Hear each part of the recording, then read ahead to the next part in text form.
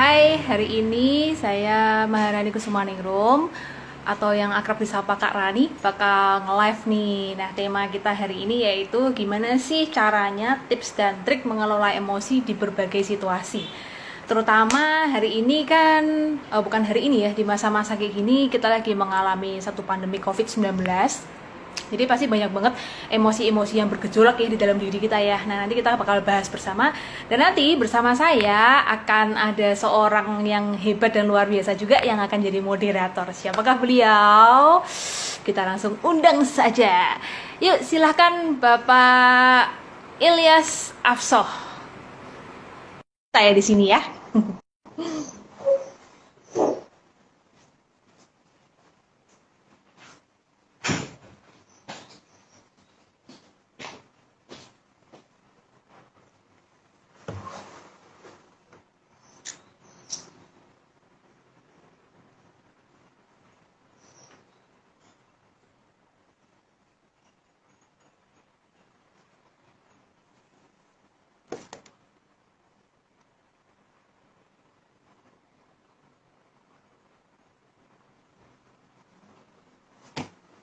Oke, teman-teman, nanti kita bakalan kupas habis apa sih emosi itu, terus kemudian sebetulnya emosi itu terbentuk karena apa aja sih, teman-teman? Lalu apa fungsi dari emosi, gimana cara kita mengelola emosi dengan baik dan benar, kemudian peranan emosi dalam kehidupan kita sehari-hari, dan yang terakhir gimana caranya kita bisa meningkatkan kecerdasan emosi kita. Oke, Oke, kita tunggu moderator kita akan join nih sebentar lagi. Iya. Hmm. Dan makasih buat semua yang udah join di sini ya. Ada siapa aja Nah, nih? Eh, nah ini halo, dia. Halo, apa sore. kabar Ilya? Oh, salam sejahtera. Ya, Lagi baik. puasa ya hari ini ya Pak ya? Iya, Kak Rani. Sip, semangat. Semoga lancar Siap. puasanya, dilancarkan ibadahnya Pak. Lama banget nggak Oke. ketemu ya Pak? Ya, berapa tahun kita nggak ketemu Mbak ini? Sehat selalu kan? Sehat selalu kan? Alhamdulillah. Ya, Ah, ya, ya, ya. Oke. Ya Pak, tadi udah ada pembuka sedikit nih buat teman-teman yang udah stay tune ini. Hari ini kita siap. mau bahas apa nih Pak? Mungkin boleh dikasih cuplikannya atau bocorannya dikit nih Pak. Sore hari ini live pertama kita duet, kita Ya, akan itu. kupas Betul. tentang emosi. Jadi sudah kita Hmm, woro-woro ke teman-teman juga. Kita akan Oke. mengupas apa sih emosi itu, kemudian fungsi emosi, Ya, jenis-jenisnya, betul. bagaimana emosi terbentuk dari Hmm, sisi Kak Rani sebagai psikolog dan hipnoterapis juga. Ya, ya, ya. Mungkin Oke. bisa kita mulai Kak Rani. Kak Rani, Oh, emosi itu apa sih? Oke, ya. Pasti orang di luar sana tuh sering banget nggak terlalu paham ya apa arti dari emosi ya, teman-teman ya. Ya. Seringnya orang gini, ngomong sama temennya, lu sih jadi orang emosian banget sih, kamu jadi orang senggol dikit aja udah marah gitu.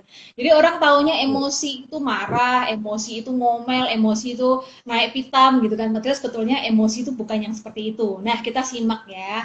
Emosi itu sebetulnya adalah semua jenis perasaan yang dimiliki oleh manusia. Hmm, Kita itu oke. kan makhluk yang punya budi, punya akal gitu ya, dan punya perasaan, tentu kita bisa mengekspresikan berbagai macam perasaan di dalam diri kita. Nah, emosi sendiri itu adalah sebuah reaksi, teman-teman, sebuah reaksi yang kaitannya dengan perubahan psikologis dan perilaku kita. Jadi misalnya nih, saya lagi jalan di pasar nih ya, Pak Ilyas ya, lagi Hmm, jalan-jalan, oke. terus bawaan saya banyak tuh kanan kiri gitu kan, udah berat gitu kan. Tiba-tiba saya disenggol nih, buak gitu, saya jatuh gitu ya misalkan ya.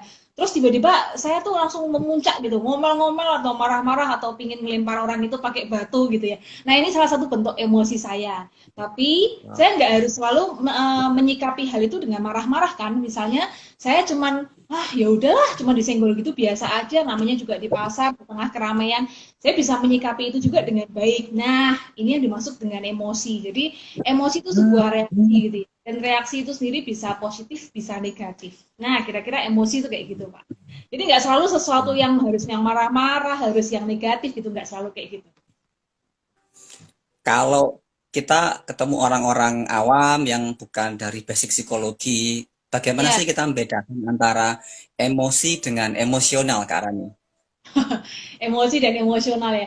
Sebetulnya emosi itu kan sebuah anugerah dari Sang Pencipta ya, Tuhan yang Maha Kuasa. Kita manusia itu dibekali dengan emosi, kemampuan untuk mengelola, merasakan dan mengenali emosi. Nah, emosi sendiri itu kan banyak ya. Ada emosi yang menyenangkan, emosi yang tidak menyenangkan, emosi yang membangun, emosi yang merusak diri kita gitu. Jadi emosi itu adalah sesuatu sifat atau bawaan dasar yang sudah kita miliki sejak kita kecil, sejak kita lahir, atau biasa disebut dengan temperamen bawaan seperti itu. Nah, kalau yang dimaksud emosional, emosional ini seorang yang terlalu reaktif gitu ya, Pak Ilyas ya. Jadi misalnya nih baru cuma disenggol sedikit aja nggak sengaja di keramaian kena senggol sedikit gitu, langsung reaksinya tuh berlebihan banget gitu ya. Nah, ini mungkin bisa dikatakan seseorang yang emosional. Jadi terlalu reaksinya tuh terlalu apa ya? Terlalu berlebihan dalam menanggapi sesuatu hal gitu. Oke, siap. Terus kalau kita kita kita nyantai aja ini teman-teman yang gabung lumayan ini ada beberapa Iya, ini iya. kita Yuk kita kita sapa belum dulu bisa yuk. nyapa Ya, wah. belum bisa nyapa satu persatu ini. Ini teman-teman. Nah, ini Siapa aja? seperti fansnya Mbak Rani ini katanya ini. Ini kayaknya ada mahasiswa yang saya ngajar, saya sudah ancam Oh, tadi. gitu ya. Ayo nonton, kalau nggak nonton nanti nilainya jelek gitu. Oke. Jadi kita sapa dulu yuk teman-teman kita. Ya, silakan. Oke Wah, nih, ada siapa aja nih ya tadi ya? Eh, ada yang tadi udah nonton terus sempat live juga gitu ya. Ada Nuri, ada Mas Baim, kemudian ada Indah Piki, Laurentius Suhartono, ada Pale Ginting, ada Pochiho, terus Valencia, Grace Tumbang Raja, Nuri, Verta Siang, terus ada Pale Ginting, Ivan Diki, Jo Adi, Nina Febrina, Grace Desti, kemudian paling ginting kayaknya nih fansnya Pak Ilyas juga banyak nih ya, berjuta-juta ya di luar sana ya. ini ada temen ini nyapa ini DMP Bookstore satu rating CI. Wah, ini temen-temen anu ya, temen-temen hipnosis ini. Oh, itu temennya Pak Ilyas ya berarti ya? Oke, ya kalau kalau Halo, kalau Kang. biasanya kalau teman-teman hipnosis kan bahasanya kan kalau nggak CH, CHT, CI kan gitu Mbak. Oh, oke. CA itu singkatan apa ya, Pak? Biar teman-teman yang belum tahu makin tahu gitu. CI itu Certified Instructor. Jadi Oke. Hmm. level kalau kalau kita ngomong level kan level pertama basic itu level Ya, dasar. Ya oke. kita karena ngomong hipnosis lah. Level Hmm. dasar di mana seringnya teman-teman di luar itu banyak yang salah kaprah tentang hipnosis gitu. Karena Hmm. Oke, oke. menganggap bahwa hipnosis itu kayak uya-kuya, hilang kesadaran, nah Iya, Pak, emosi betul. Hmm. pikirannya dikendalikan itu. Ya, ya, betul, betul, betul. Bisa Ini dikorek oleh saya, informasi gitu ya, tanpa dia nah, punya kontrol gitu ya. padahal itu kan hanya entertain. Ya, betul, Nah, ini betul. saya berapa kali ini ketemu dengan klien yang curhat, ada pencurian di perusahaan saya, tolong dihipnotis suruh ngaku. Wah, Kalau bisa kayak gitu semua penjara udah sepi nanti, Pak. ya, ya saya bilang kalau mau bukti mencuri ya pakai CCTV kan gitu, Kak Rani. Yang logis saja ya, Pak ya. Yang logis ya. Kapan-kapan kita Nah, bahas mungkin bisa dijadiin bahan untuk live ya, Pak ya, tentang oke, hipnoterapi, siap. hipnosis gitu ya. Untuk Nah, sesi nanti kita berikutnya ya, Pak bahas ya. secara khusus lah Oke. tentang hipnosis hipnoterapi. Kita Oke. kembali ke emosi, Kak Rani. Oh ya, ini juga ada Minhatus, Andijo, dan Debi. Hai semuanya. Oke, kita lanjut, Pak. Ya, fungsi emosi. Nah, Ya, fungsi emosi itu apa, Kak Rani? emosi. Oke. Oh ya, tapi sebelum sampai di fungsi emosi, kita perlu tahu dulu sebetulnya emosi itu terbagi menjadi apa aja. Kadang kan orang bingung ya. Emosi itu kan banyak banget, tadi sudah sedikit dijelaskan, ada emosi menyenangkan, ada emosi yang tidak menyenangkan gitu. Nah, kalau Ya. emosi yang menyenangkan tentu hal-hal yang berkaitan dengan sesuatu yang positif gitu ya. Misalkan gembira, kita senang, dapat lotre, dapat hadiah, bisa nge-live hari ini sama Pak Ilyas, kan emosi yang menyenangkan ya. terus bisa ketemu Ya. dengan teman-teman, melakukan sesuatu yang bermanfaat gitu. Misalkan kita dapat suatu kejutan, itu emosi-emosi yang menyenangkan. Tapi kita juga perlu sadari bahwa ada emosi yang juga tidak menyenangkan dalam diri setiap manusia. Contohnya emosi sedih, takut, Hmm. khawatir, jijik, resah, cemas, gelisah gitu. Jadi emosi itu pada dasarnya supaya mudah dibagi menjadi dua gitu. Satu menyenangkan dan dua emosi yang tidak menyenangkan. Nah, Oke. tapi ada juga seorang ahli psikologi namanya Paul Ekman. Ini sebetulnya pembagian emosi itu banyak sekali ya Pak ya. Jadi setiap ahli malah menyatakan emosi dibagi jadi dua, jadi delapan, jadi berapa belas, jadi apapun. Tapi kita pakai yang paling umum. Jadi Ya. sebetulnya emosi manusia itu dibagi menjadi enam yang golongan besar gitu ya. Enam golongan besar yaitu bahagia, Mm-mm. sedih, marah, takut, terkejut, dan jijik gitu ya. Sekali lagi bahagia, sedih, marah, takut, terkejut, dan jijik gitu ya. Jadi dari enam besar ini kemudian nanti baru di breakdown menjadi kecil-kecil. Misalkan bahagia itu termasuk senang, ceria, relax dan lain sebagainya. Kemudian nanti sedih termasuk gelisah, sendu, kemudian cemas, takut itu termasuk dalam golongan yang sedih. Jadi golongan utamanya kita pahami ada 6 gitu Pak. 6. Ya, terus Oke. tadi penasaran soal fungsi emosi itu sendiri ya Pak ya? Ya. Iya. Nah, kalau kita sudah paham bahwa emosi itu bukan sesuatu yang berarti harus marah-marah, harus sesuatu yang reaktif. Berarti kita tahu bahwa segala sesuatu ada di dalam hidup kita pasti punya fungsi ya. Salah satunya emosi gitu. Nah, emosi itu ternyata adalah sebuah penggerak untuk setiap hal di dalam kehidupan kita. Jadi contoh nih ya teman-teman atau Pak Elias gitu misalnya ya, mau hari ini mau berencana pergi belanja ke pasar gitu ya, karena kebutuhan sekarang kan sayur-sayur harus nyetok dulu, buah-buah harus nyetok dulu gitu ya Pak untuk 1 minggu ke depan misalnya gitu. Hari ini Ya. berencana mau belanja ke pasar. Nah, sebelum belanja ke pasar, pasti kita sudah punya emosi dulu dong sebelumnya. Wah, hari ini kayaknya nih stok sayuran saya udah habis nih misalnya. Misalnya khawatir nih semalam, ya nih stok saya udah habis nih, besok harus belanja nih. Atau misalkan emosinya sesuatu yang seneng gitu, sesuatu yang berharap, wah besok saya mau belanja ke pasar supaya saya punya stok lagi lengkap di kulkas saya untuk 1 minggu ke depan, keluarga saya nggak kekurangan makanan misalnya gitu. Ya. Jadi setiap hal yang kita lakukan, kita mau pergi kemanapun, kita mau ngapain atau mengambil sebuah keputusan, pasti ada emosi yang mendasari. Jadi nggak mungkin seseorang bergerak tanpa adanya emosi gitu ya. Nggak mungkin misalkan Oke. hari ini kita nge-live tapi sebelumnya kita nggak ada emosi apa-apa, kita nggak ada perencanaan tiba-tiba gitu, itu kan sesuatu yang nggak mungkin gitu ya. Nah, Oke. terus kalau kita bahas lagi fungsi dari emosi, tadi kan kita sudah tahu bahwa setiap hal dalam kehidupan ini harus didasari dengan adanya emosi, baik itu emosi yang positif maupun yang negatif gitu ya. Negatif. Kemudian kita perlu tahu nih, emosi sendiri sebetulnya fungsi dasarnya tuh ada dalam kehidupan manusia tuh untuk apa? Yang pertama untuk survival atau untuk sarana mempertahankan hidup gitu ya. Bayangkan Ya. kalau kita itu nggak punya emosi, kita Apa itu misalkan, nggak ya punya ya, emosi kita itu apakah nggak punya. mati rasa karena nih? Nah, mati rasa Pak, kita nggak punya rasa cinta, nggak punya rasa sayang, nggak punya rasa berharap akan masa depan, nggak punya rasa marah, nggak punya Hmm. rasa cemburu gitu. Mungkin ya udah hidup kita akan begitu-begitu aja. Kita hidup sendirian, misalkan di hutan ya nggak apa-apa, kita nggak berkeluarga nggak apa-apa, kita nggak ketemu teman-teman juga nggak apa-apa. Jadi survival itu fungsi emosi sarana untuk mempertahankan hidup. Jadi manusia itu bisa hidup salah satunya karena dia punya emosi gitu. Nah, sekali lagi emosi yang menggerakkan kita untuk bekerja, untuk mencari nafkah, untuk belajar dan lain sebagainya. Kemudian fungsi yang kedua, emosi itu sebagai energizer. Kayak kayak merek Hmm. baterai, energizer ya, Pak. Energizer itu sebagai pembangkit energi gitu ya. Jadi misalnya nih hari ini nih kita nge-live gitu ya Pak ya. Nah, Ya. ini kenapa kita nge-live gitu kan? Karena kita ingin membangkitkan semangat teman-teman di luar sana nih untuk membagikan sesuatu yang bermanfaat misalnya gitu.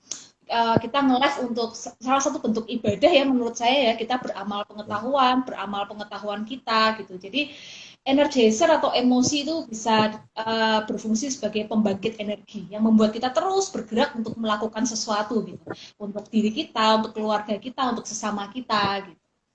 Dan kemudian yang ketiga, emosi itu berfungsi sebagai pembawa pesan. Jadi bayangkan kalau kita punya teman-teman di sekitar kita, sahabat misalnya, atau pasangan, keluarga, atau anak, tapi kita itu tidak pernah punya emosi gitu ya, kayak datar gitu ya Pak ya.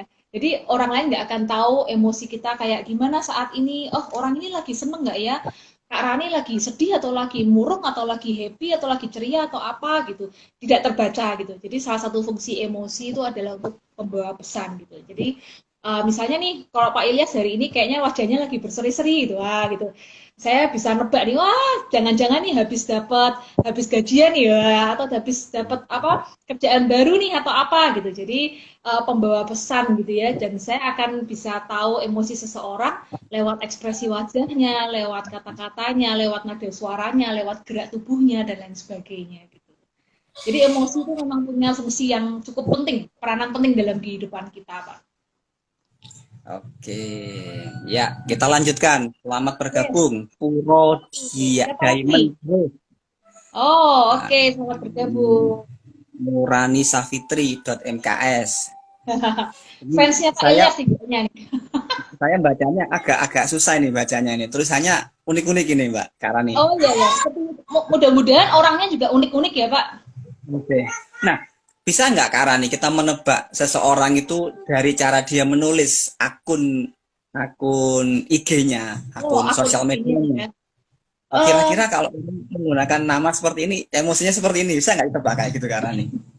mungkin bukan emosinya ya, tapi lebih ke cara dia menampilkan dirinya ya di depan umum ya, Oh, karena sosial media gitu kan sesuatu apa media yang kita pakai untuk menunjukkan siapa diri kita dan siapa seperti apa kita mau dikenal gitu ya.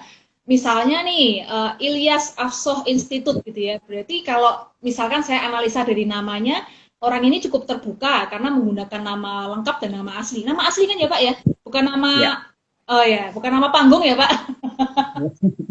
Nama asli. Oke, jadi ini orangnya cukup apa senang membuka diri kepada orang lain dan kemudian di belakangnya ada institut. Mungkin ingin menunjukkan bahwa fungsi peranan Pak Ilyas Afsoh dalam kehidupan sehari-hari ini memberikan edukasi atau pengetahuan untuk masyarakat, mungkin terkait profesinya atau memang passionnya gitu ya Pak ya. Nah, kalau Siap. uh, apa misalkan teman-teman di luar sana sering banget nih misalkan pakai singkatan-singkatan atau pakai nama-nama yang sulit untuk kita baca gitu ya secara harafiah, mungkin nggak terlalu ingin menunjukkan dirinya secara apa adanya ya di depan umum ya Pak, Hmm, agak sedikit-sedikit oke. pakai rahasia-rahasia biar orang penasaran gitulah, siapa sih ini kok namanya kok unik aneh-aneh, mungkin kayak gitu ya. Hmm. Itu itu masuk dari ini, dari pesan emosinya, bahwa ada pesan yang ingin dibawa dengan menunjukkan karakter dari penampilan, dari nama yang Iya. ditampilkan. Benar. Tentu ya, jadi tentu setiap nama termasuk nama-nama kita sendiri atau siapa nama kita ingin dipanggil dalam kehidupan sehari-hari kita atau nama kita yang diberikan oleh orang tua, tentu itu mengandung pesan ya, pesan atau doa untuk diri kita ya. Misalnya orang tua kita memberikan kita nama A gitu atau kita sering minta nih misalkan teman kita, kamu panggil aku ini dong, panggilan aku ini kayak gini, jangan nama asli aku gitu. Nah, itu kan mencerminkan emosi kita ya. Seperti apa kita tuh ingin apa membentuk karakter kita gitu. Dan termasuk juga mungkin suasana hati, emosi kita pada saat itu gitu. Mencerminkan ini kalau lagi marah atau enggak mood nih, nah kayak gimana nih emosinya, moodnya kayak gitu. Tentu ya, tentu setiap nama, setiap panggilan atau setiap apa nama akun sosial media kita terkandung emosi di dalamnya itu pasti gitu. Nah, sekarang kita kaitkan Kak Rani dengan Ya, pandemi COVID-19 Kak Rani. oke, Ini kan ini bagian seru. emosi banyak orang kan, wah campur aduk luar biasa itu seperti apa Kak Rani? Iya, iya, betul, betul. Jadi, COVID-19 ini tentu sangat berpengaruh secara fisik ya, pastinya ya. Secara Ya. fisik, terus kemudian secara emosi, secara finansial, secara psikologis, secara mental, dan secara spiritual juga ya pastinya yang mempengaruhi banyak sekali aspek kehidupan. Nah, kita hari ini kan bicara lebih ke arah emosi ya. Emosi kan Ya. sesuatu yang bawaan atau psikologis atau psikis gitu. Nah, ini beragam sekali sebetulnya Pak Ilyas. Kalau kita mau menyimak dari awal itu beragam sekali ya. Ada orang-orang yang di masa awal-awal lockdown itu sangat ikut down. Namanya aja lockdown gitu ya, ikutan down. Hmm. 1 minggu, 2 minggu, 3 minggu pertama awal biasanya yang dulunya aktif, setiap hari pergi kemana-mana, ketemu teman, bisa kuliah, bisa nongkrong di kafe dan lain sebagainya. Sekarang tiba-tiba harus harus di rumah gitu ya, melakukan berbagai aktivitas di rumah. Mungkin juga penghasilannya menurun, mungkin juga ya apapun lah semua aspek kehidupannya terpengaruh gitu ya. Dan saya juga dengar sebuah berita Pak di negara Cina sana ini sangat menarik Pak. Sejak Ya. dikeluarkannya aturan lockdown, semakin banyak pasangan suami istri yang malah bercerai, Pak. Oh. Ya, aneh kan ya? Hmm. Yang dimana harusnya kita dulu ketika kita sibuk kerja setiap hari harus keluar mencari nafkah, kadang-kadang kita rindu kapan ya saya itu bisa tidur siang, kapan ya saya bisa di rumah kumpul Ya. sama anak istri gitu ya. Nah ternyata di negeri Cina itu malah banyak suami istri yang bercerai. Nah kita kalau ingin apa, coba kita amati sebetulnya ada situasi emosi apa sih yang terbangun dari Hmm. situasi lockdown ini gitu ya. Ya.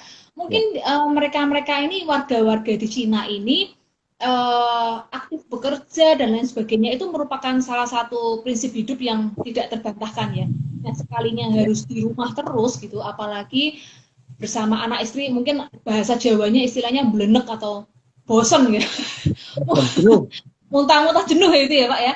Malah justru Ya. angka perceraian ini meningkat gitu ya. Tapi juga di luar itu semua, saya sih melihat emosi yang sangat bergejolak dan mudah sekali naik turun dan tidak menentu ya di masa-masa awal lockdown ya. Mungkin sekarang sudah Ya. 1 bulan lebih sepertinya mudah-mudahan sih teman-teman kita di luar sana kondisi mental, emosionalnya semuanya sudah lebih stabil karena sudah lebih bisa menyesuaikan diri ya Pak ya. Tapi untuk di Berat. awal-awal ya tentu sih emosi naik turun gitu ya, emosi yang tidak jelas gitu, moodnya yang tidak terganggu dan lain sebagainya, merasa down, merasa sedih, khawatir, kecewa, takut akan masa depan, takut akan kondisi Hmm. finansial dan lain sebagainya. Itu sangat beragam sekali gitu di awal-awal masa lockdown itu. Nah, cara kita mengelola emosi di masa lockdown, pandemi, di mana segala sesuatu kita dibatasi, gimana Kak Rani? Kita mengelola Ya, emosi kita. oke. Nah, jadi inti-intinya kan sebetulnya kita sebagai manusia kita punya kemampuan untuk mengelola dan apa ya, meningkatkan kondisi-kondisi emosional kita menjadi lebih baik ya pastinya ya. Nah, Ya. Pak Ilyas kita perlu tahu dulu emosi sendiri itu sebetulnya terbentuk karena dua hal nih. Yang pertama, faktor pembentuk emosi itu adalah faktor-faktor internal. Nah, faktor internal ini Oke. contohnya gini. Ada seorang anak yang dari kecil seringkali dibedakan dari kakaknya atau dibedakan dari saudaranya gitu. Hmm. Maaf, Ya. misalkan orang tuanya sering mengatakan, kamu kok bodoh sih, kamu kok nggak sepinter kakak kamu sih, kamu kok begini, kamu kok begitu. Ini kaitannya dengan ilmu hipnoterapi juga ya Pak ya, pikiran bawah sadar ya. Nah, terus Misalkan kemudian, ini, kamu ya, kamu kok hitam sih gitu. wah, kamu sudah hitam, kurus, jelek, waduh ya ampun body shaming ya Pak ya, hidup lagi. Ya, terus kemudian karena yang mengatakan hal tersebut secara berulang-ulang adalah figur otoritas dari si anak, yaitu orang tuanya, di mana orang tua harusnya bisa memberikan peran dihormati, disegani, dan dihargai oleh sang anak.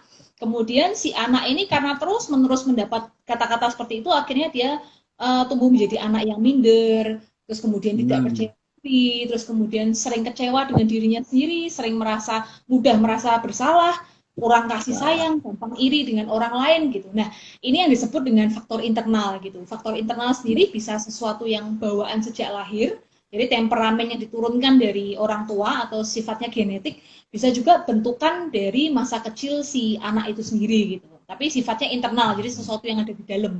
Kadang-kadang kita sulit menebak ya seorang anak itu internalnya seperti apa gitu. Emosi orang ini tuh bagus nggak, gimana cara dia mengelola, karena emosi kan sesuatu yang abstrak ya, nggak kelihatan ya Pak ya. Kadang kita sulit sih untuk bisa mengetahui kondisi emosi seseorang seperti apa gitu. Mungkin salah satunya Hmm. juga lewat tulisan tangan, mungkin ya karena banyak ilmu grafologi di luar sana. Tulisan tangan tuh salah satu hal yang paling mudah untuk kita deteksi mencerminkan kondisi emosi seseorang gitu ya. Misalkan Betul. tulisan tangan lagi kalut, lagi buru-buru, lagi marah, lagi santai, itu biasanya akan terlihat ada bedanya gitu salah satunya gitu. Nah, faktor yang kedua yang membentuk emosi yaitu faktor eksternal itu sendiri gitu. Jadi faktor Ya. eksternal itu bisa lingkungan di sekitarnya, kemudian juga tadi pernyataan-pernyataan dari orang tua tadi itu kan tetap aja faktor di luar diri si anak gitu ya. Terus kemudian juga hal-hal yang dipelajari si anak dari media-media yang dia dapatkan, acara televisi yang Hmm. dia tonton misalkan, buku-buku yang dia baca, kemudian tuntutan-tuntutan yang berlebihan, intinya sesuatu yang berasal dari luar dirinya. Jadi internal dan eksternal nih pasti apa ya berkombinasi jadi satu dan Saling susah mempengaruhi. dipisahkan gitu kan. Ya, membentuk kepribadian si anak, karakter si anak gitu. Nah, jadi kalau kita tahu nih kira-kira pembentuk emosi itu apa, syukur-syukur kita akan bisa mengantisipasi gitu ya terjadinya pembentukan emosi yang kurang baik atau tidak matang pada diri seorang anak gitu. Nah, terus Oke. kemudian kalau misalnya sudah terlanjur nih, sudah terlanjur, wah ini kayaknya misalnya seorang orang tua, wah nih kayaknya saya kok salah ya, saya sering banget bandingin anak saya dengan orang lain, dengan anak lain gitu ya. Padahal orang tuanya sendiri juga nggak mau dibandingin sama orang lain ya, orang tua yang lain. Iya, Terus betul Kak kemudian, Rani. iya, misalnya udah terlanjur gitu ya, udah, waduh kayaknya nih saya salah ini dulu saya sering kayak gitu. It's okay, segala sesuatunya itu lebih baik terlambat daripada tidak sama sekali. Yang penting kita menyadari gitu dan berusaha untuk memperbaikinya gitu kan. Apalagi jika seorang, saya percaya sih Pak Ilyas, kalau seorang anak sudah berusia 17 tahun ke atas, di KTP Hmm. dikatakan cukup dewasa gitu ya, masuknya dewasa awal, seorang anak itu bukan lagi seorang anak, tapi sudah dikatakan seseorang yang cukup matang, dewasa, seseorang bisa menentukan gitu ya. Jadi bagaimana dia mau mengasah kepekaan emosionalnya, kemudian meningkatkan kecerdasan emosionalnya. Seseorang yang sudah dewasa itu punya peranan yang apa ya?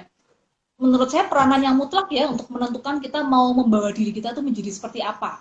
Seseorang yang cerdas secara emosional atau seseorang yang emosionalnya masih seperti anak kecil, mudah terombang-ambing, sangat reaktif gitu. Semua pilihan ada di tangan kita gitu. Nah, kalau kita bicara tentang gimana caranya untuk meningkatkan kecerdasan emosional, kita harus melakukan beberapa hal nih. Yang pertama, mau tidak Ya. mau kita harus belajar untuk mengenali emosi yang sering kita rasakan gitu. Caranya gimana? Nah, ini caranya banyak sekali gitu ya. Dan apa mau tidak mau ketika kita mau mengenal emosi yang kita miliki ya tentu kita harus mengenal diri kita lebih baik gitu ya. Salah satunya dengan punya me time gitu misalnya. Ini salah satu saran yang sering diberikan oleh para Hmm. psikolog gitu ya. Punya waktu untuk diri sendiri gitu ya. Jadi jangan sampai kita selalu sibuk dengan orang-orang di luar diri kita atau hal-hal di luar diri kita sampai kita tuh kadang-kadang lupa gitu ya untuk punya waktu untuk diri kita sendiri. Entah itu waktu untuk bermeditasi, berolahraga, melakukan seni, melakukan hobi kita atau berdoa atau apapun gitu. Intinya kita harus punya me time itu sendiri gitu. Nah, dengan Oke, kita contoh punya Kak Rani. ya, ya Pak. Contoh. Ya. Mm, Nah, untuk me time, Kak Rani ya. sendiri me time-nya seperti apa? Oh, kalau me time saya yang paling sering saya lakukan adalah bernyanyi atau bermain musik atau mendengarkan musik itu salah satu me time saya. Terus kemudian saya Jadi, juga sering olahraga juga misalnya berenang gitu, hal-hal yang kayak gitu. oke. Lanjut Kak Rani. Oke. Kita apa kalau Pak Ilyas me time-nya apa nih, Pak? Jadi penasaran. Me time-nya apa nih, Pak? Apalagi sudah berkeluarga ya, Pak ya. Kadang-kadang kan agak Hmm. sulit untuk membagi waktu ya. Me time-nya apa nih, Pak, biasanya? Me time-nya baca buku Kak Rani. Wow, luar biasa. Baca Baca buku ya, buku. Pak ya. Hmm? Nah, baca bukunya itu tidak harus selesai di waktu itu. Cukup satu Oke. lembar, kita baca pelan-pelan, kita telaah, tutup bukunya, kita keluar jalan-jalan praktek, kita renungkan. Nah, Wah, ini ini proses kayaknya apa ya? proses apa? Internalisasi. Apa, Pak? Internalisasi. Internalisasi ya, penyerapan gitu ya, Pak ya, mungkin ya. Ya, Hmm. kadang-kadang kalau praktek saya ketika baca buku itu, contohlah buku ini, Oke. mungkin karena ini sudah ada Apa itu? 52 bahan, 5 kiat berubah, kiat hidup sederhana dalam hidup. Nah, 52 cara ini buku genre psikologi juga, Oke. buku yang ringan. Ini ada 52 tips, saya baru baca 7 tips dan buku ini sudah 1 tahun lebih belum selesai Kak Rani. Oh, Jadi oke. Oke. jadi memang satu minggu kita praktek apa Hmm. sampai semua jadi kebiasaan Kak Rani. Oke, berarti membaca buku itu nggak perlu harus buru-buru atau targeting harus cepat selesai ya Pak ya? Ya memang ada dua cara memang Kak Rani. Yang pertama buku yang bisa sekali baca langsung selesai. Ada Oke. buku yang memang butuh waktu. Contoh lah seperti bukunya Anthony Robin ya, Awaken the Giant Ya. Within itu kan sangat tebal. Lebih dari Oke. 500 halaman itu kan Kak Rani. Mungkin Iya. pertama kali saya baca cepat sekali.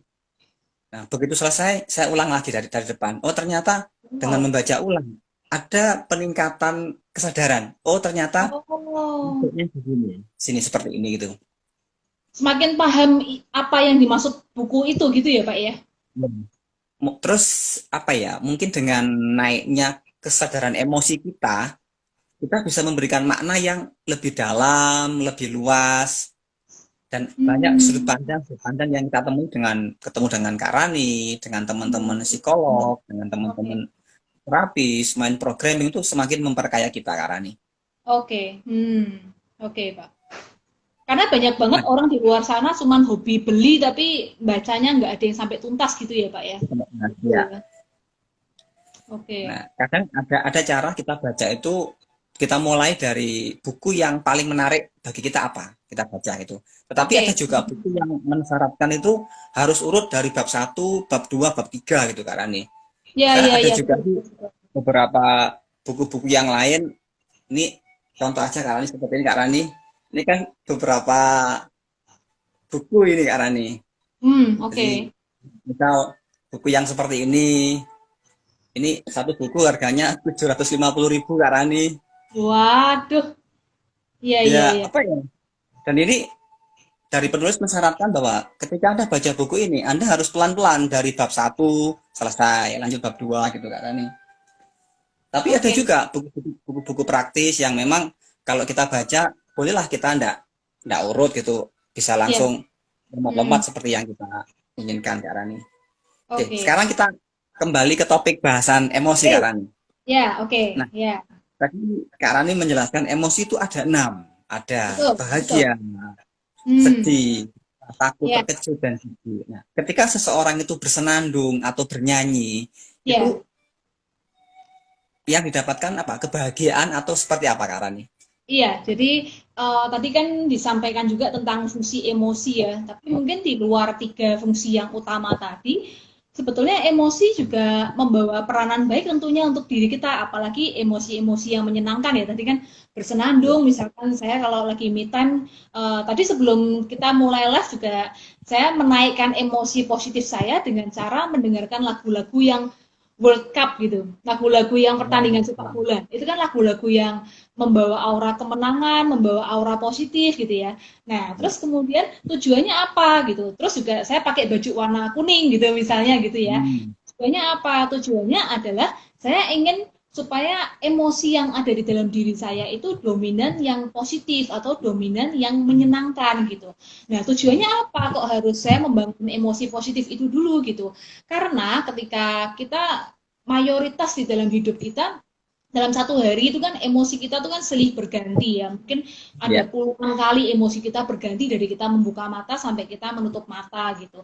Nah dari sekian banyak emosi-emosi itu tentu kadang kita nggak bisa menyaring gitu. Kita mau yang positif terus, mau yang negatif terus gitu. Meskipun sudah berusaha untuk positif terus, kadang-kadang ada kejadian di dalam satu hari itu yang memaksa emosi negatif untuk muncul gitu. Tapi it's okay gitu. Kita nggak perlu untuk menghindarkan atau menjauhkan diri kita dari emosi negatif karena itu nggak bisa kita cegah. Itu manusiawi dan itu wajar. Tapi tujuannya adalah bagaimana caranya kita lebih sering merasakan emosi yang menyenangkan gitu. Nah, tadi kita sudah bicara tentang fungsi emosi, tapi kenapa kita harus lebih sering menciptakan suasana-suasana yang bahagia, menyenangkan? Misalkan Pak Ilyas lebih, kalau sudah tahu me time-nya baca buku, ya kenapa enggak gitu koleksi buku, kalau begitu ada waktu luang atau lagi galau misalkan baca buku lah misalnya gitu. Nah hal-hal itu kan sebetulnya bisa kita ciptakan. Tujuannya adalah untuk meningkatkan emosi yang positif di dalam diri kita.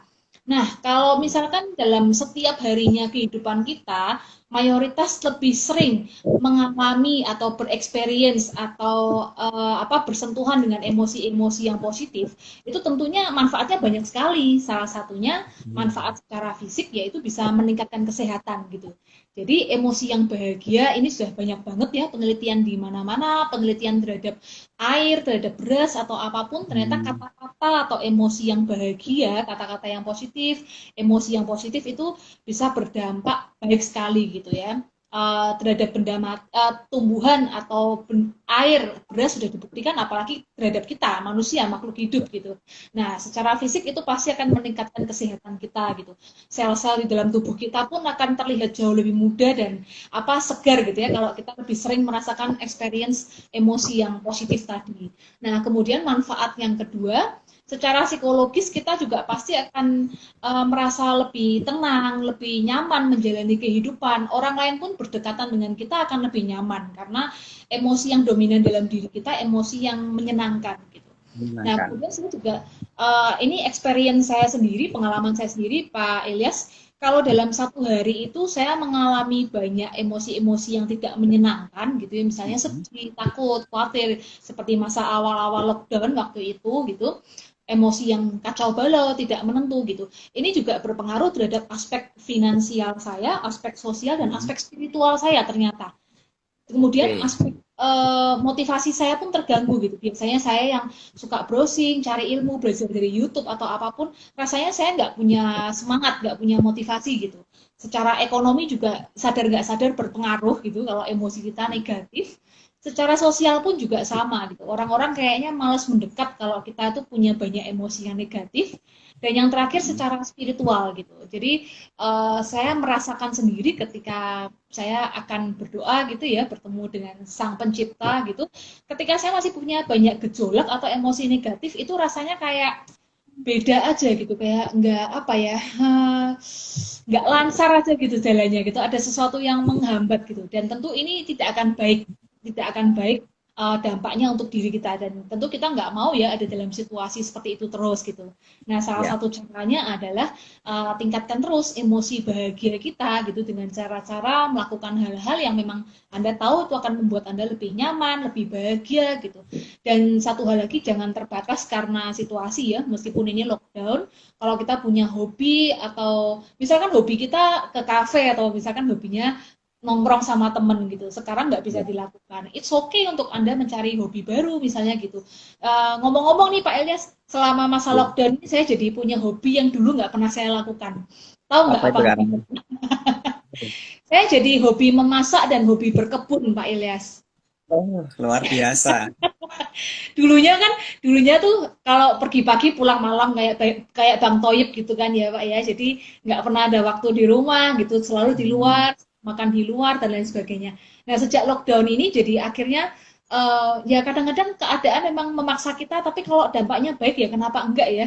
Akhirnya jadi belajar masak sendiri gitu, terus kemudian setiap pagi dan setiap sore gitu kemudian menyiram tanaman saya, kemudian katanya sih kan menebarkan vibrasi positif ke tanaman itu kan katanya dampaknya bagus Pak gitu. Saya ajak ngomong tanaman itu, kemudian saya berkebun, saya menyirami mereka, dan ini punya rencana untuk bikin pupuk sendiri, pupuk dari organik dan lain sebagainya. Nah, ternyata ini dampak dari lockdown ini membuat kita jadi punya hobi-hobi baru, lebih kreatif dan bisa membuat kita happy sebetulnya, meningkatkan emosi yang positif sekali lagi gitu. Ya. Dan disadari atau tidak di masa Iya. di masa kita stay di rumah ini mau ndak mau kebutuhan internet itu menjadi yang nomor satu karena nih Oh iya, betul, betul. Iya, dengan adanya internet kita punya dua sumber Google atau YouTube itu luar biasa. Tetapi betul, betul. kalau kita perhatikan saat ini Kak Rani dari Iya, Facebook, Instagram, webinar, YouTube streaming itu banyak sekali live, live, live pagi, siang, sore, malam, iya, live terus. iya, betul, betul, betul, iya. Itu kan akhirnya apa? Informasi yang masuk ke kita itu kan over gitu Kak Rani. Iya, iya, betul, betul. Nah, Hmm. ketika informasi over itu di emosi seperti apa Kak Rani? Bagus atau Iya. tidak? Ya, berlebihan Wah, Kak ini Rani. Ini ternyata berarti saya nggak mengalami sendirian ya Pak. Saya beberapa hari ini baru membatin. Ah, kayaknya masa lockdown gini kok otak aku juga semakin penuh gitu. Terus kemudian kadang-kadang suka kacau sendiri gitu. Nah, dulunya yang ketika setiap hari kerja di luar dan lain sebagainya, kok malah beda sama sekarang. Padahal harusnya katanya masa lockdown ini dijadikan masa rehat, masa Hmm. apa seperti introspeksi diri untuk diri kita, memperbaiki diri kita gitu. Tapi kok otak saya juga nggak bisa berhenti berpikir gitu, malah kadang-kadang semakin stres gitu. Dan ternyata salah satu penyebabnya yang saya temukan adalah terlalu banyak paparan informasi-informasi, terutama dari sosial media.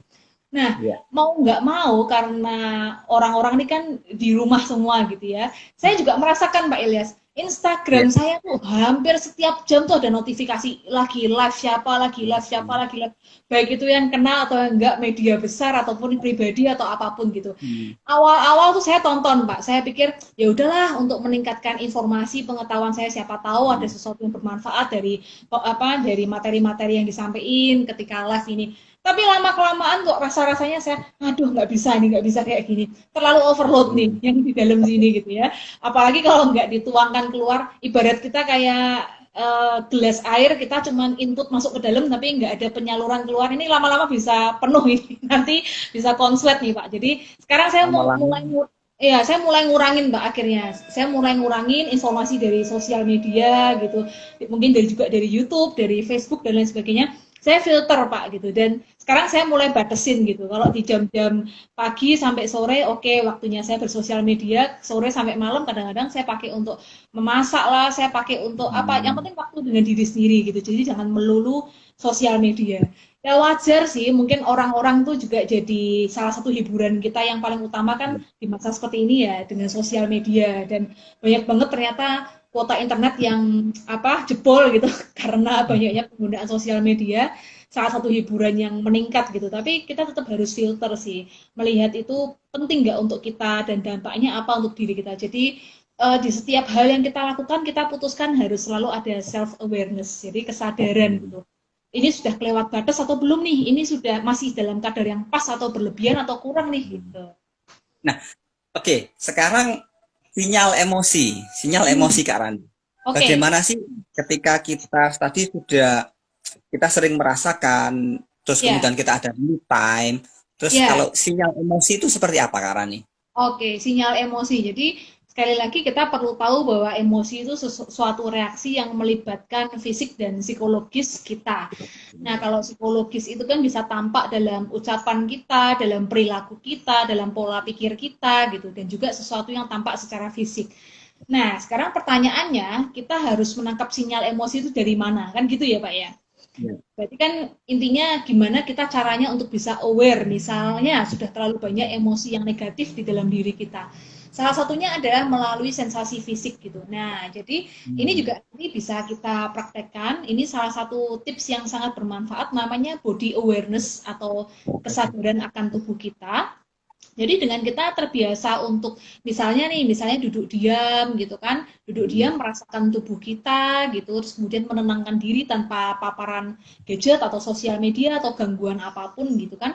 Kita merasakan sensasi di tubuh, biasanya emosi ini akan memunculkan sebuah sensasi Pak di tubuh kita. Jadi kalau kita terbiasa misalnya seperti praktisi meditasi atau yoga, karena mereka terbiasa merasakan sensasi di tubuh, mereka akan lebih aware gitu. Jadi biasanya sebelum kemarahan itu muncul atau tiba atau kekhawatiran atau kesedihan, mereka sudah bisa merasakan sinyalnya. Misalnya dadanya merasa nggak nyaman, sesak di dada atau perutnya terasa nggak nyaman atau ada sensasi tertentu Hmm. di leher dan lain sebagainya. Nah ini salah satu sinyal kalau kita mau lebih peka terhadap emosi secara fisik gitu. Nah kalau Fisik ya. secara Ya, kalau secara fisik, jadi body awareness itu penting sekali dan kita harus lebih sering, apalagi kalau kita sering di rumah kayak gini, lebih banyak waktu untuk Ya. diri sendiri, lakukanlah lebih sering body awareness dengan cara apapun, banyak sekali gitu ya, meditasi, Oke. menenangkan diri, yoga, atau sebelum tidur kita mau fokus ke bagian tubuh kita bisa lakukan gitu.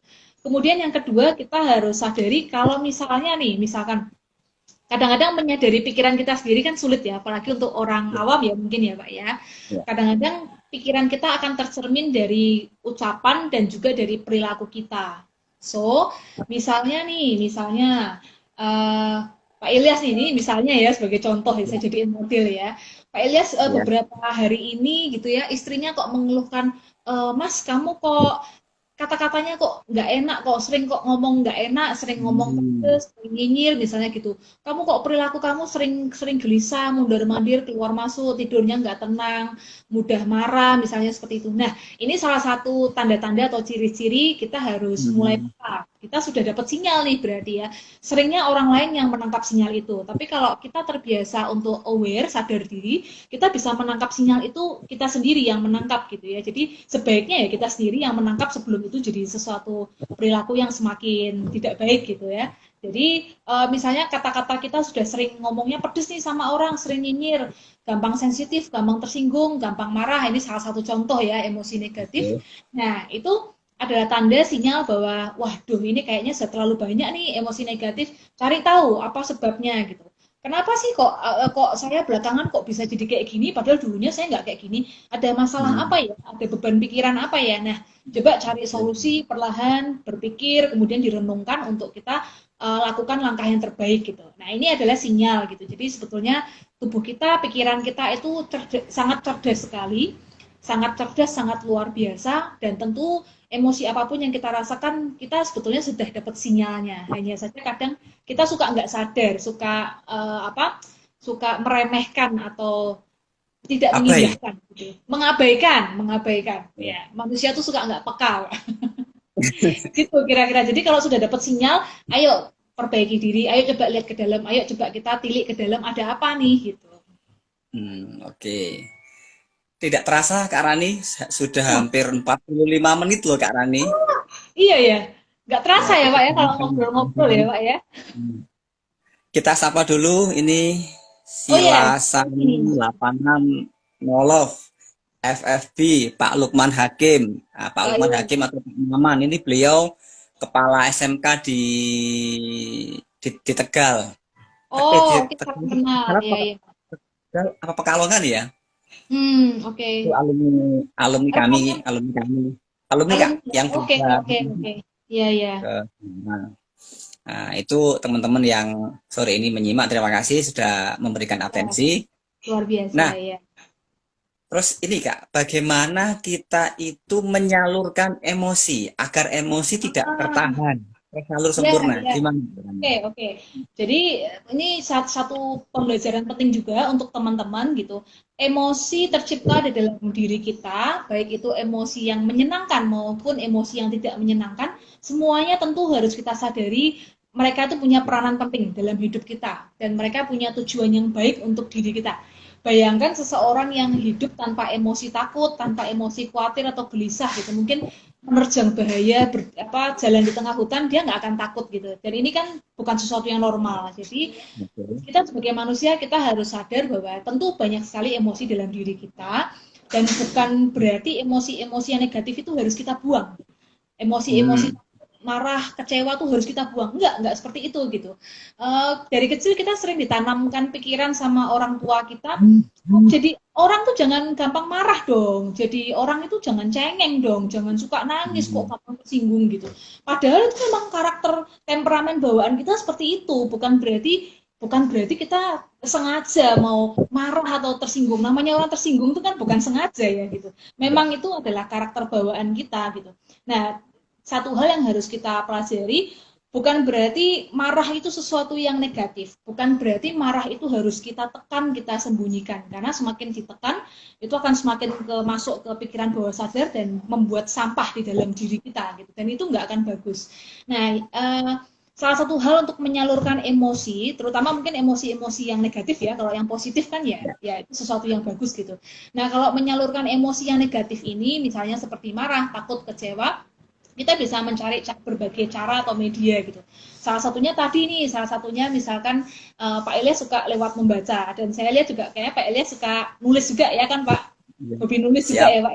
Ya, yang penting jangan nulis kehidupan orang ya. Bercanda.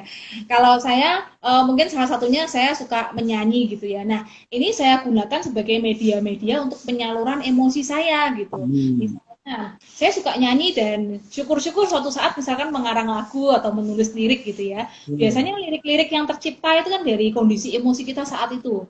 Misalnya nih, ketika Hmm. kita lihat almarhum Glenn Fredly gitu ya, ketika patah hati malah lagunya tuh malah jadi lagu-lagu yang sukses, tenar dan sampai hari ini masih dinyanyikan oleh banyak orang gitu. Padahal kondisinya emosinya lagi negatif gitu. Jadi Hmm. sebetulnya yang harus kita pahami bukan emosinya yang salah, tapi gimana cara kita untuk uh, bukan melampiaskan ya, mengekspresikan emosi kita tersebut dalam cara atau sarana yang positif gitu.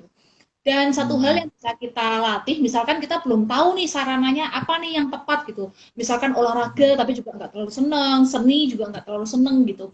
Yang penting yang kita harus pahami adalah setiap emosi itu harus satu kita sadari, kemudian bila perlu dua kita ekspresikan atau katakan dengan sehat gitu ya. Jadi misalnya kita orang tua dengan anak atau suami dengan istri gitu ya, dibandingkan marah-marah, banting pintu, banting kursi, banting piring dan lain sebagainya gitu. Yuk coba kita mulai berekspresi dengan baik dan sehat. Kita katakan atau kita tulis di kertas, hari ini saya merasa marah karena saya melihat kamu begini, begini, begini. Misalnya begitu. Nah ini salah satu Hmm. cara yang lebih sehat dan bisa kita lakukan. Dengan kita mengakui bahwa kita marah, dengan orang lain tahu bahwa kita marah, minimal kita akan bisa mencegah tindakan-tindakan yang destruktif gitu dan kita akan lebih bisa aware gitu. Oke, saya marah, lalu apa yang harus saya lakukan? Karena kadang-kadang cuma menahan dan cuma menyimpan di dalam hati itu kan membuat kita sesak ya dan kita Ah, perlu sesekali untuk mengekspresikannya secara jujur gitu. Ya saya jengkel, ya saya khawatir, ya saya takut gitu. Tapi kemudian kita pikirkan langkah berikutnya dengan begini apa yang harus saya lakukan. Dan oke. kedua, kita harus selalu ini juga sarana meningkatkan apa kecerdasan emosi kita.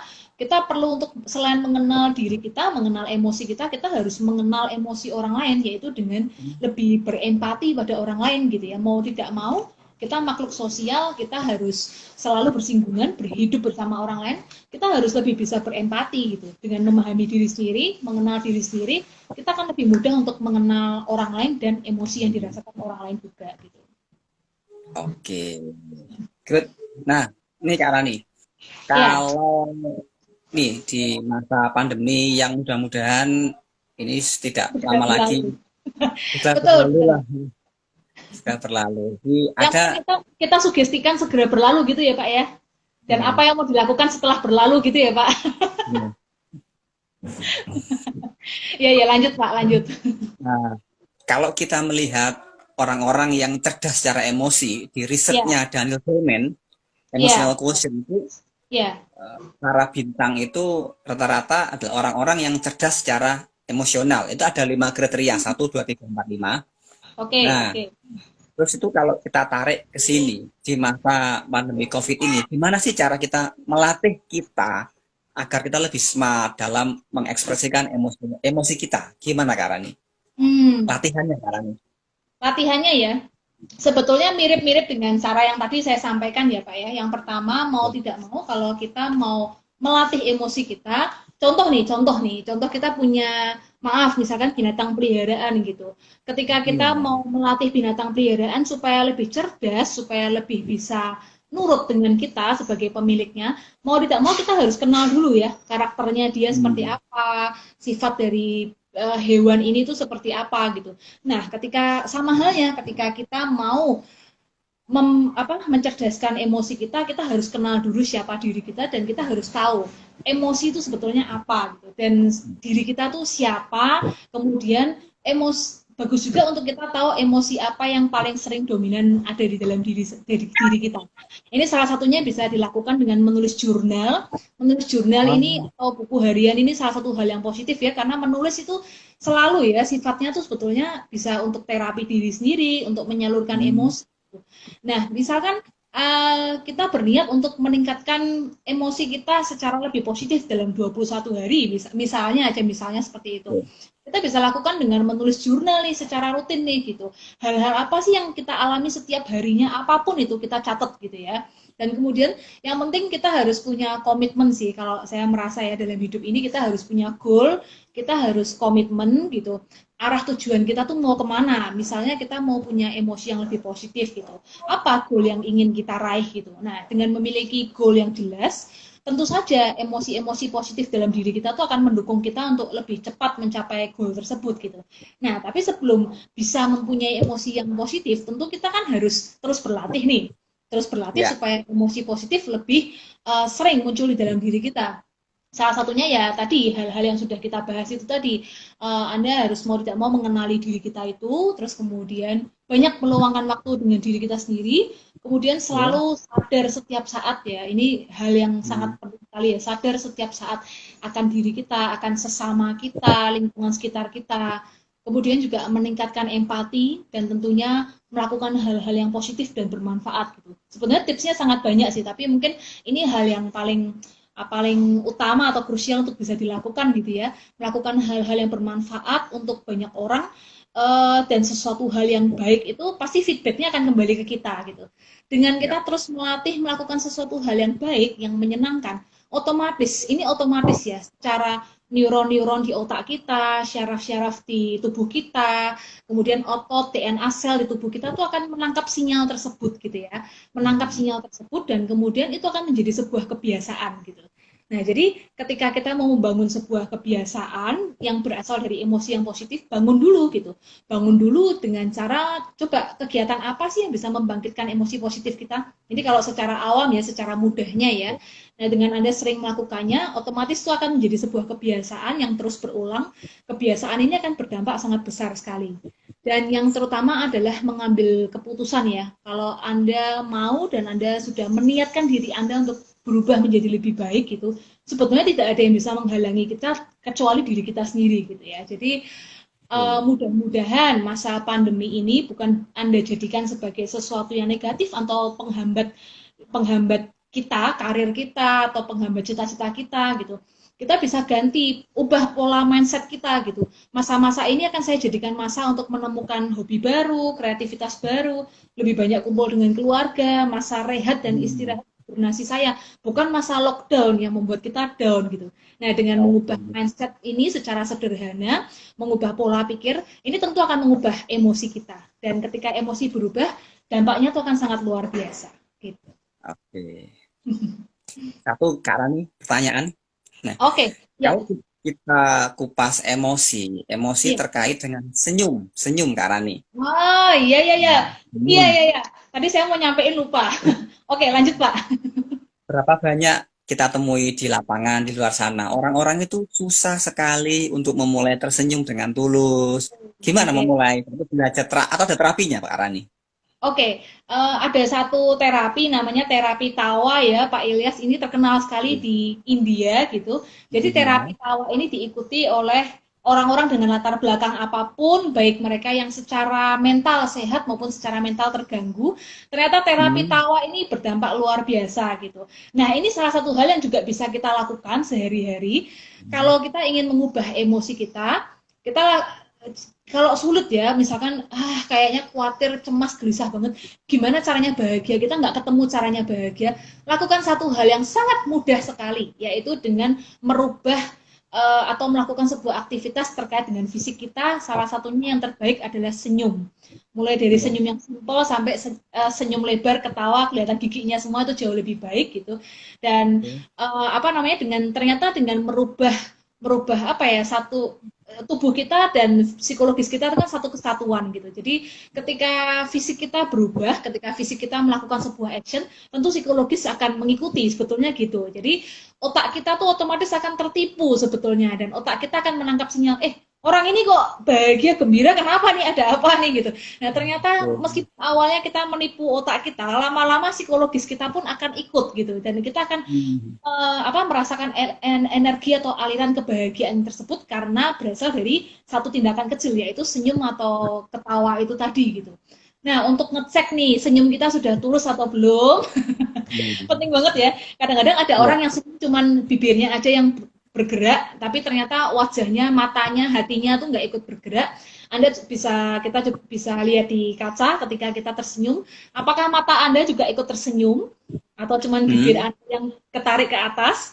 Apakah seluruh wajah Anda ikut tersenyum? Kemudian apakah di hati ini ada sesuatu yang terasa, apalagi kalau kita terbiasa peka merasakan, kita bisa merasakan sesuatu yang apa ada yang rasanya longgar atau ringan gitu loh ketika kita tersenyum dengan tulus gitu ya. Jadi ada sesuatu yang seperti lepas gitu. Nah, disitulah berarti senyum kita itu adalah senyum yang tulus atau berasal dari hati kita. Kalau selama senyumnya cuma ada di bibir aja, itu kadang-kadang sulit untuk bisa mengubah suasana hati kita gitu. Oke. Jadi mulailah senyum hari ini, tapi ingat jangan senyum-senyum sendiri di tempat umum. Kita lihat-lihat juga tempatnya dan situasinya ya. Oke. Karena nggak ada ruginya untuk tersenyum. Senyum adalah ibadah.